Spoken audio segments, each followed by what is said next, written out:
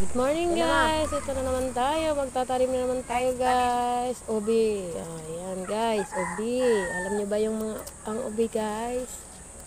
Tatanim muna natin. Tapos magantay tayo ng mga 1,000 years. Char, mga isang taon lang naman. Ayan guys, ubi. Magtatanim tayo ng ubi dito guys. Mabilis na naman ang panahon guys. Malay mo bukas. Isang taon na para.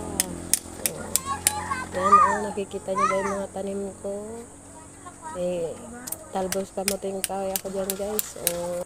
Yan guys, abi ay, naku guys. Mahirap na talaga magtayo pag may edad na guys. Yan guys, tarim natin ng ubi guys. Yan, ubi nakita niyo ba ang ubi guys? Ganyan ang ubi. Tanim natin, yan. Kalkal. Kalkal lang. Kahit mababaw lang, okay lang yun guys. Kasi, naman ang mga laman yan pailalim eh. Yan. Ito pa, ubi guys. Nakita niyo ba yan, ubi? Ganyan ang ubi guys. Yan, mag-aantay lang. Medyo matagal-tagal naman ang pag-aantay ng ubi guys. Kaya tsaga-tsaga lang. Hindi mo na mamalayan, dadami na yan, nararami na. Ayan, basta matyaga ka lang talaga. Lagyan natin ng bakod guys, kasi ito ng mga alaga kong pato. Naku guys, sarap yun sa gulay. Kasi vegetarian ang aking mga alagang pato guys, pati ang manok ko. Kaya lagyan natin ng bakod guys. Nakita nyo ba yan? Kalabasa, ampalaya, ayan ang kamatis ko guys. Minog na. May sitaw ako dito guys. Tignan nyo yan guys. Kalabasa ko. Buti tumaba na siya.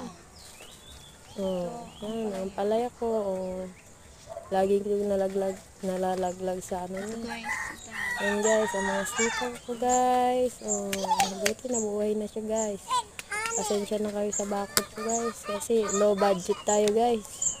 Kaya yan lang muna mga pinunit-punit na mga yan guys, bedsheet guys. Yan, pwede pa naman pakinabangan.